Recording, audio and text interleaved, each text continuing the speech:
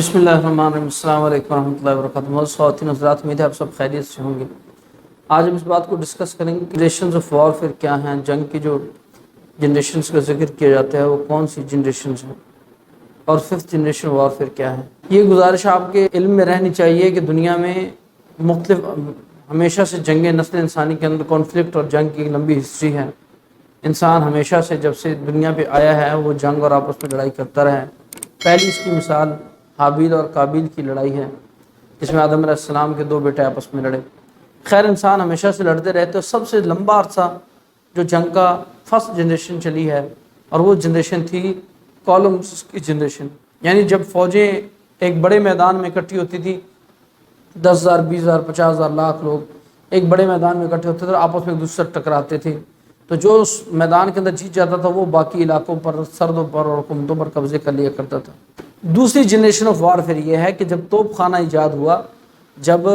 بارود کا استعمال عام ہوا، بندوق اور سب سے پہلے توپ خانہ، بڑے اسلحے استعمال ہونے شروع ہوئے، تو پھر وہ جو لوگوں کی، انسانوں کی بڑے میدانوں کے اندر کنسنٹریشنز تھی، تو وہ اس کو برقرار رکھنا ممکن نہیں رہا، کیونکہ گولہ جب 100 1000 2000 5000 بندوں کے بیچ میں گرے گا تو بہت زیادہ نقصان ہوگا، لازم بات اس کا۔ تو پھر مورچے بنائے گئے اور مورچوں کے اندر سے بندوقوں اور توپوں سے لڑائی شروع ہوئی۔ لیکن جنریشن آف وارفیئر کا جو کلائمیکس ہے وہ ورلڈ وار 1 ہے۔ ورلڈ وار 1 دنیا کی بہت بڑی جنگ تھی، اور جس میں بڑے پیمانے پہ کئی سال تک اسٹیلمیٹ رہا، ٹرینچز تھیں، ٹرینچز کے اندر لوگ بند تھے، اور ٹرینچز کے اندر وار آف ٹرینچز ہوئی۔ برطانیہ اور جرمنی کے فوجی آپس میں لڑے، تھوڑے فاصلے پہ، 500 میٹر 1 کلومیٹر کے فاصلے پر، دونوں ایک دوسرے کے ساتھ لمبی کئی 100 کلومیٹر لمبی اس پہ بیٹھے رہے، اور جب ایک دوسرے پر حملہ کرتے تو کیسے کرتے تھے؟ ٹرینچز کا کیا مراد تھا کہ دونوں نے مورچے کھودے ہوئے تھے، لمبی لمبی خندقیں کھودی ہوئی تھی، اور خندقوں کے اندر بھی، زمین کے اندر خندقیں کھود کے ایک دوسرے کو پہنچنے کی کوشش کی، اور کئی جگہ وہ خندقیں بیٹھ گئی، لوگ مر گئے، اور کئی جگہ برطانیہ وغیرہ نے کئی لاکھ ٹن بارود جو ہے، اور اس طرح جرمنی نے بھی کوشش یہ کی کہ جو مخالف فریق تھا اس کی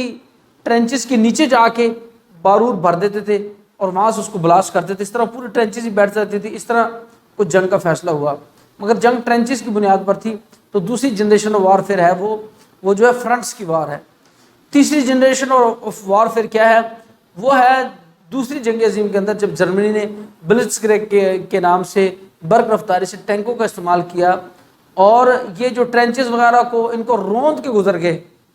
یعنی جب انہوں نے فرانس میں حملہ کیا تو چند دن کے اندر انہوں نے پورے فرانس پر قبضہ کر لیا، پیرس پر قبضہ کر لیا، اور اسی طرح دیگر ممالک کے اندر ان کو بہت زیادہ فتوحات حاصل ہوئی۔ ممالک تھے، چھوٹے ممالک تھے، نیدرلینڈ، بیلجیم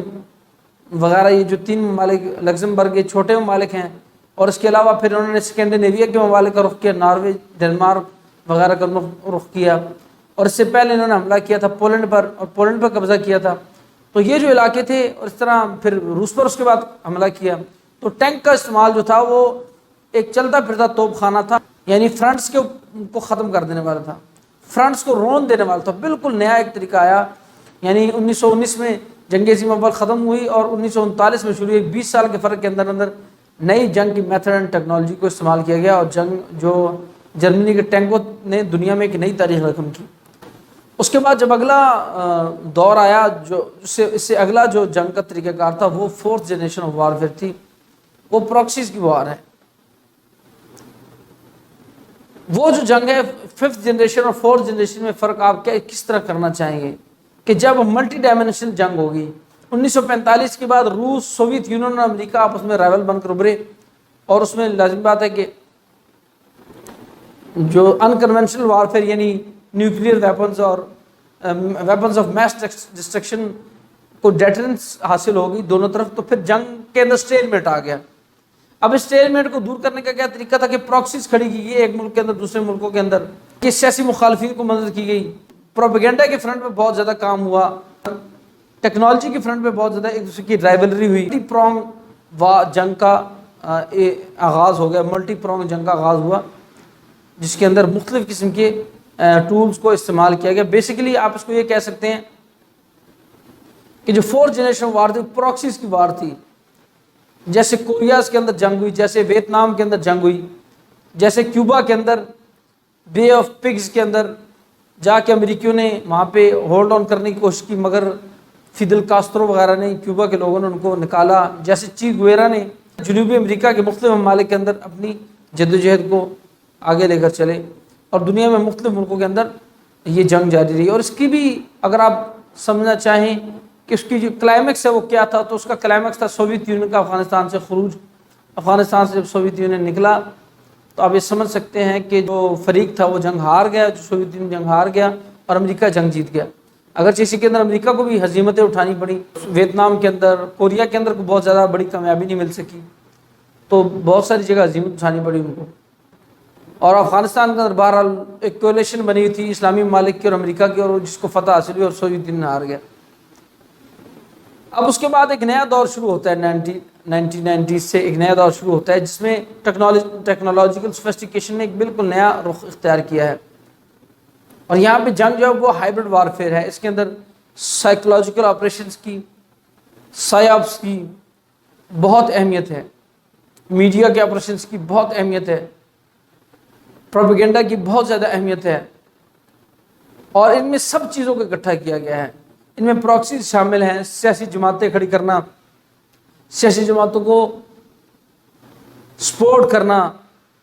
اور دنیا کے کمپلیکیٹڈ ترین محاذوں پر آپ اس جنگ کو لڑ سکتے ہیں. جہاں پہ کچھ بھی نہیں ہو رہا وہاں بھی آپ جنگ کو لڑ سکتے ہیں، مگر اس کے لیے وہ ٹیکٹیشینز چاہیے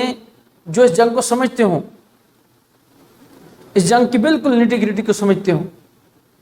اور اس کے اندر لیولز کو سمجھتے ہوں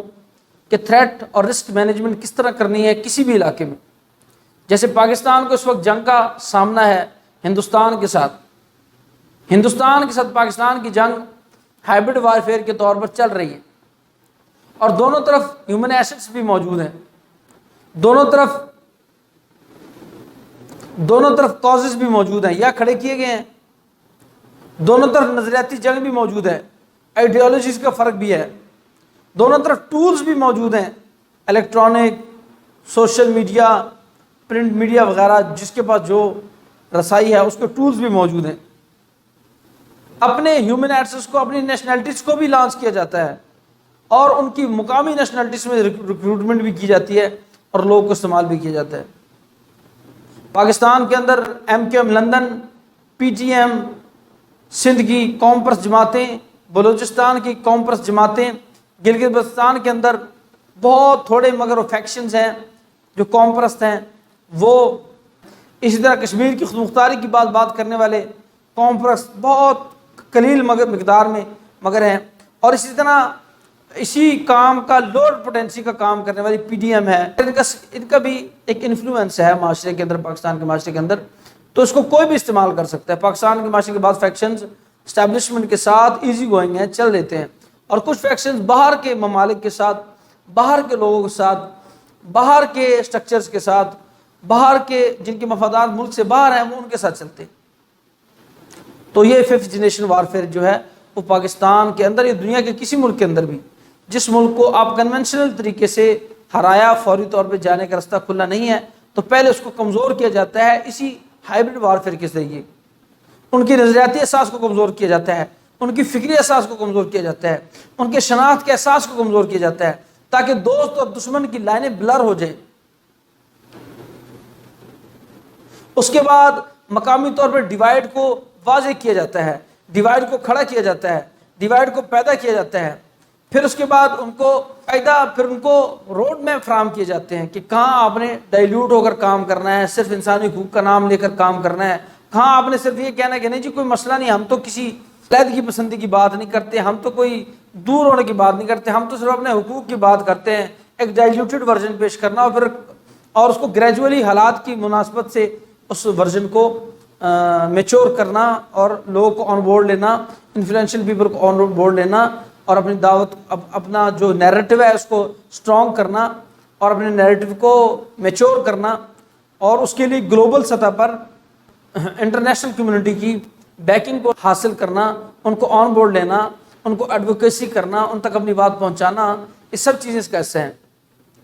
اور میں یہ بات سمجھتا ہوں، یہ حقیقت اور مبنی بات ہے کہ پاکستان کے اندر بھی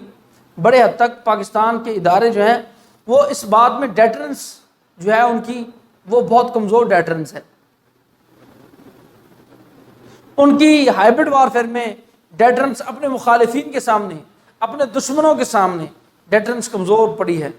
افغانستان کی جنگ کے وقت کے ادارے مصروف رہے ہیں، جس دوران نیپال میں، بنگلہ دیش میں، سری لنکا میں، مالدیپ میں، مختلف ممالک میں پاکستان کو اپنے ایریاز آف انٹرسٹ میں پاکستان کو بہت زیادہ نقصان اٹھانا پڑا، یہاں تک کہ کشمیر کے اندر بھی اور کشمیر کے بارڈر پہ بھی پاکستان کو نقصان اٹھانا پڑا اسٹریٹجک اورینٹیشن میں۔ انڈیا کے اندر بھی جو ایسٹس تھے، the pole of resistance against RSS کی آئیڈیالوجی کے اگینسٹ جو پول آف ریزسٹنس تھا وہ بہت زیادہ ڈائلیوٹ ہوا، بہت زیادہ نقصان میں گیا، مورالز بہت کم ہوئے، حوصلے بہت کم ہوئے۔ تو پاکستان کے جو ادارے ہیں ان کو اپنی اس ڈیٹرنس کو کے برقرار رکھنے میں جو کمزوری ہے اس کو دور کرنا چاہیے، اس ڈیٹرنس کو ری گین کرنا چاہیے، اس ڈیٹرنس کو آن گراؤنڈ موجود ہونا چاہیے، تاکہ پاکستان کی سلامتی کے لیے اس ڈیٹرنس کا برقرار رہنا، جیسے آپ کا کنونشنل وارفیئر کا ڈیٹرنس ہے، جس طرح آپ کا انکنونشنل وارفیئر کا ڈیٹرنس ہے، اس طرح سب کنونشنل جو وارفیئر کا ڈیٹرنس ہے اس کو بھی برقرار رہنا چاہیے اور اس کو مضبوط رہنا چاہیے، اور پاکستان کے اداروں کو اس بات پر توجہ کرنی چاہیے تاکہ اس کو دوبارہ سے اسی طرح مضبوط کیا جا سکے، اسی طرح اس میں جان ڈالی جا سکے، اسی طرح اس کے اندر کام کیا جا سکے پروفیشنل ایٹیٹیوڈ کے ساتھ، کہ جدھر جہاں ضرورت ہے جس چیز کی، پول آف ریزسٹنس کو کریٹ کرنا بہت ضروری ہے، پول آف ریزسٹنس کو مقامی آبادیوں میں کریٹ کرنا بہت ضروری ہے۔ پاکستان اگر لانگ ٹرم اپنی سیکیورٹی کی ڈائمنشن میں انویسٹمنٹ کرنا چاہتا ہے تو پاکستان کو اپنے دشمنوں کے، اپنے رائولز کے ساتھ اور ان کے ممالک میں اور ان کے اندر جہاں پر پاکستان کے انٹرسٹ ہیں، جہاں سے پاکستان کو تھریٹس ہیں، پاکستان کو وہاں پہ اس ڈیٹرنس کو کریٹ کرنا چاہیے، پول آف ریزسٹنس کو دوبارہ کھڑا کرنا چاہیے، لوگوں کے مورال کو بلند کرنا چاہیے، لوگ تک یہ پیغام جانا چاہیے۔ اگر ہم یہ نہیں کریں گے تو ہمیں ہر جنگ پاکستان کے اندر لڑنی پڑے گی اور پاکستان کی سرحدوں پر لڑنی پڑے گی، اور یہ لازم نہیں کہ ہم ہر جنگ یا تو پاکستان کی سرحدوں کے اندر لڑیں یا پاکستان کی سرحدوں کے اوپر لڑیں۔